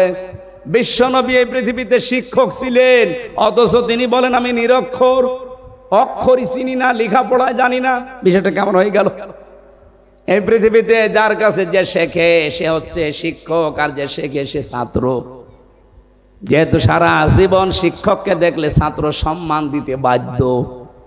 বলেন বলেন, তাহলে নবীজি যদি দুনিয়ায় কারো কাছে শেখে তাহলে তো তার ছাত্র হয়ে যাবে, তার এবার সম্মান করে কথা বলা লাগবে। এজন্য নবীজির রওজায় লেখা আছে ওই সূরা হুজুরাতের আয়াতটা, লা তুকদ্দিমু বাইনা ইয়াদাইল্লাহি ওয়া রাসূলা লা তারফাউ আসওয়াতাকুম ফাওকা সাউতিন নাবিয়্যি ইলা আখির আয়াত। তোমাদের আওয়াজ যেন রসুলের আওয়াজের উপরে না ওঠে, তোমাদের কদম যেন রসুলের কদমের সামনে চলে না যায়। আমার ভাইরা, বিশ্বনবী মুহাম্মদ রাসূলুল্লাহ কাউকে সম্মান দেবে শিক্ষক হিসাবে, এটা মানায় না নবীজির জন্যে। আমার আল্লাহ এই জন্যে নিজে সরাসরি শিক্ষক হয়ে জিবরাইলের মাধ্যমে নবীজিকে শিখিয়েছেন। জোরে বলেন সুবহানাল্লাহ। তাহলে নবীজি যে উম্মি ছিলেন, নবীজি যে উম্মি ছিলেন এটা তার দর্শনীয় না, এটা তার একটা মর্যাদার পথিক, যে লেখাপড়া দুনিয়ার মানুষের কাছে না করেও তিনি মহান শিক্ষক। আল্লাহ রাব্বুল আলামিন এবার জানিয়েছেন আল্লাযী ইয়াজিদুনাহু মাকতুবান ইনদাহুম ফিত তাওরাতি ওয়াল ইনজিল। আজ ইহুদি খ্রিস্টানরা আপনার কাছে এসে মানতে চায় না, অথচ ওদের ইনজিল, ওদের তাওরাতের ভেতরে আপনার পরিচয় আমি লিখে দিয়েছি যে এই গুণাগুণগুলো আমার নবীর আছে, তোমরা মিলিয়ে নাও। যতগুলো গুণাগুণ আল্লাহর নবীকে আল্লাহ দিয়েছিলেন তার ভেতরে এক নম্বরে ইয়ামুরুহুম বিল মারুফ, তিনি ভালো কাজ বা পরিচিত কাজের আদেশ দিতেন। ওয়ায়ানহাহুম আনিল মুনকার, অন্যায় কাজগুলো তিনি বাধা দিয়ে বন্ধ করে দিতেন। বলেন তো 54 বছরে কি আমরা অন্যায় কাজ বাধা দেওয়ার মতো শক্তি সামর্থ্য তৈরি করতে পেরেছি? কি করেছি? অনুরোধ, যে ভাই এটা না করলে ভালো হয়। আপনার বিবেকে কি বলে? ইসলামের কোন কাজ কি অনুরোধ না আদেশ? 92% মুসলমানের দেশে যদি ইসলাম আদেশের জায়গায় যেতে না পারে, খালি অনুরোধের জায়গায় থাকে, তা আপনি কবে আবার কি করবেন? সারা জীবন খালি অনুরোধই করে যাব, সলিমুদ্দিন নামাজ পড়ো। আমরা এবার ইসলামকে শুধুমাত্র অনুরোধের জায়গা না, ওয়ায়ানহাহুম আনিল মুনকার, অন্যায় কাজে আমরা বাধা দিতে চাই। কথা বলেন না কেন? চাঁদাবাজি করা অন্যায় না? এ কাজ কি অনুরোধে হবে? কি হবে? বাধা দেওয়া লাগবে, আর বাধা দিতে হলে বাধা দেওয়ার জায়গায় থাকা লাগে। ইসলামকে ওই জায়গায় নিয়ে এবার পৌঁছিয়ে দেন, কিয়ামতের আগে বাংলাদেশে চাঁদাবাজি হবে না। এবার আর দুইটা গুরুত্বপূর্ণ পয়েন্ট আছে। এটা শুনবেন না? এনারা মাহফিল দিয়েছে খালি যুবকরা, কয়েকটা মুরব্বীকে সাথে নিয়ে যুবকেরা দিয়েছে, ওনারা লিখে দিয়েছে কিছু টাকা পয়সা কালেকশন করেন। আমি আসলে এগুলো পারি না, তারপরও মানুষজন যেহেতু আছেন, কোরআন প্রচারে আপনার টাকা পয়সা খরচ না হলে কোথায় খরচ করবেন? 10টা টাকা হলো আপনি আজকে দিয়ে যাবেন। যারা যাচ্ছে ভেতরে এই লাইন দিয়ে ওই লাইনে চলে যাক, আমি এরপরে আরম্ভ করছি। কই তারা কই? এই তাড়াতাড়ি করেন, তাড়াতাড়ি করেন, আপনারা একটু বের করে রাখেন। এরা শুধু যে চলে যাবে। কোন জায়গায় এটা? কোন জায়গায়? কিসের দাপুনিয়া? পাবনা সদর দাপুনিয়া বাজার। এখান থেকে কয় কিলো?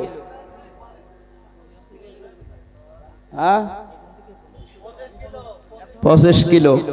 দাপুনিয়া বাজার, এটা পাবনা সদরে। 11 সেপ্টেম্বর আমার আলোচনা আছে রাত 9টায়।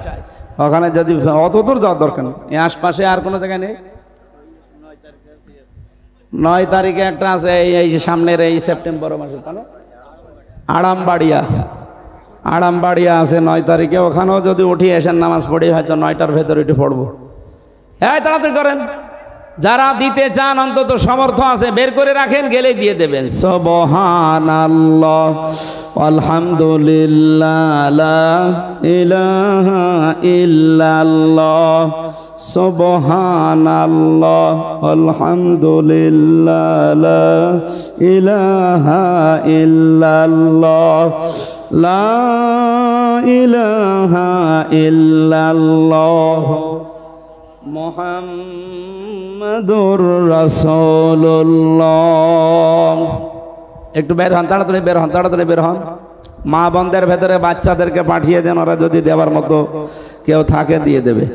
সুবহানাল্লাহ আলহামদুলিল্লাহ লা ইলাহা ইল্লাল্লাহ সুবহানাল্লাহ আলহামদুলিল্লাহ লা ইলাহা ইল্লাল্লাহ লা ইলাহা ইল্লাল্লাহ মুহাম্মাদুর রাসূলুল্লাহ।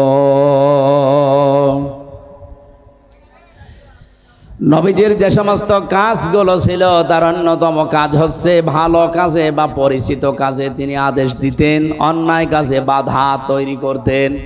আয়ুহাল্লু লাহুমুত তাজ্জিবাত, পবিত্র যত জিনিস আছে এর আগে অনেকগুলো জিনিস হারাম ছিল, অথচ পবিত্র এই বিষয়গুলো তিনি উম্মতের জন্য হালাল করে দিতেন। আয়ুহাররিমু আলাইহিমুল খাবাইস, অপবিত্র জিনিস যেগুলো নাপাক জিনিস এগুলো তিনি হারাম ঘোষণা করতেন। এই যে বিড়ি, যেটি যদিও হারাম না কিন্তু এটা অপবিত্র জিনিস, এটা অবৈধ একটা জিনিস, এটা অনেকগুলো ক্ষতির কারণ। একটা লাঞ্চ নষ্ট হয়ে যায়, আর একটা মুখে দুর্গন্ধ তৈরি হয়, অর্থের অপচয় হয়, অনেকগুলো ক্ষতির সম্ভাবনা এর দ্বারা। এই জন্যে এইটাও খাবাইসের ভেতরে অন্তর্ভুক্ত। ওয়ায়াদাউ আনহুম ইসরাহুম, তিনি সরিয়ে দিয়েছেন, তুলে নিয়েছেন তোমাদের উপর থেকে এমন বোঝাসমূহ, ওয়ালাগলাল আল্লাতি কানাত আলাইহিম, যেগুলো তোমাদেরকে বাঁকা করে রেখেছিল ওগুলো সব তিনি তোমাদেরকে আল্লাহর পক্ষ থেকে আদেশ দিয়ে দিয়ে সরিয়ে দিয়েছেন। ফাল্লাযিনা, সুতরাং এখন তোমাদের উচিত হবে আমানু বিহি, তার উপরে বিশ্বাস করা, ওয়াজ্জারুহু ওয়া নাসারুহু, এই মানুষটা এখন আর নেই কিন্তু তার অনুসারীরা আছে, আলেমরা। পৃথিবীতে যদি এখন এই আয়াত কেউ মানতে চায় তাহলে নবীর উত্তরাধিকারী আলেম যারা, এই পৃথিবীতে নবীর নায়েবে রাসূল যারা, তাদের উপরে বিশ্বাস করা, তার মানে তাদের কথাগুলো মেনে চলা, তাদেরকে সাহায্য করা, সহযোগিতার জন্য তাদের শক্তি সামর্থ্য বৃদ্ধি করা। এরপরে আল্লাহ দিয়েছেন ওয়াত্তাবাউ, অনুসরণ করা, আন-নূর আল্লাযী উনজিলা মাআহু, তারা যে নূর নিয়ে এসেছে সেই নূর, তার মানে কোরআনে কারীম। উলাইকা হুমুল মুফলিহুন, এগুলো যদি দুনিয়ায় বাস্তবায়ন করে যেতে পারো আমি আল্লাহ গ্যারান্টি দিচ্ছি তোমরা সফল হবে। জোরে বলেন সুবহানাল্লাহ। নবীজি বলেন কোন মানুষ ইমানদার এখনো পর্যন্ত হতে পারে নাই যতক্ষণ তার কাছে তার ছেলে মেয়ে, স্ত্রী পুত্র, সন্তানাদি, এমনকি দুনিয়ার সব মানুষের চাইতে আমি নবী বেশি ভালোবাসা মহাব্বতের জিনিস না হব। আল্লাহ আমাদেরকে হাদিসটা দুনিয়ায় এখনই মেনে চলার তৌফিক দেন, বলেন আমিন। আল্লাহুম্মা আমিন। লা ইলাহা ইল্লা আনতা সুবহানাক ইন্নী কুনতু মিনাজ জালিমিন। রব্বুল আলামিন পাবনা জেলার ঈশ্বরদী থানা মোলাডুলি ফরিদপুর এলাকার দিকে একটু তাকাও। কোরআনের কথাগুলো যেভাবে এরা চাতক পাখির মতো বসে বসে শুনেছেন, মেহেরবানি করে কথাগুলো আমলের তৌফিক দাও। সওয়াবগুলো তুমি নবীজির রওজায় পৌঁছিয়ে দাও। যত মানুষ এই মাহফিলটার জন্য চেষ্টা চালিয়েছে প্রত্যেককেই ওমরের মতো কবুল করে দাও। সম্মানিত মা বোনদেরকে খাদিজার মতো, আয়েশার মতো বানিয়ে দাও। আমি সহ যারা অসুস্থ আছি আমাদেরকে শেফায়ে কামেলা আজেলা নসিব করে দাও। আল্লাহুম্মা গফিরলি ওয়ারহামনি ওয়াহদিনি ওয়াফিনি ওয়ারযুকনি ইয়া রাব্বাল আলামিন। এলাকার মাটির নিচে যত মানুষ কবরে আছে আল্লাহ কবরবাসীদেরকে তুমি মাফ করো। বিশেষ করে জানাবে ধনমিয়া ভাই এলাকার যুবকদেরকে সাথে নিয়ে কোরআনে কারিমের সুন্দর আয়োজনে যারা আঞ্জাম দিল এ মানুষগুলোর জীবনের অভাব দূর করে দাও। এই যুবকদেরকে তুমি উত্তম এবং জায়েজ কর্মজীবন তৈরি করে দাও। এরা যেন হারাম কোনো রাস্তায় না যায়, হালাল রাস্তায় থাকার সুযোগ দাও। আল্লাহ তাআলা কোরআনের সাথে সম্পৃক্ত যারা, কোরআন যারা কায়েম করতে চায় জমিনে, এরকম জায়গায় আমাদের মিলে মিশে থাকার সুযোগ করে দাও। চর্ম চোখে তোমার কোরআনের বিধান যদি দেখতে না পারি দুনিয়ায় বেঁচে থেকে আমাদের কি লাভ? আমরা চর্ম চোখে যেন দেখতে পারি তোমার কালাম দিয়ে দেশটা চলছে, কি যে একটা জান্নাতের পরিবেশ তৈরি হবে, ওটা না দেখে তুমি আমাদের মরণ দিও না। পৃথিবীতে বিভিন্ন দেশে আমি গিয়ে দেখেছি কোরআনের পূর্ণাঙ্গ আইন চলে না, যতটুকু চলে এর কারণে যে শান্তিতে তারা আছে। আমাদের দেশে পূর্ণাঙ্গ কোরআনের আইন চলার মাধ্যমে এই বাংলাদেশটা তুমি মিনি জান্নাত বানিয়ে দাও। বারাকাল্লাহু লানা ওয়া লাকুম ফিল কোরআনিল আযীম। আলহামদুলিল্লাহ।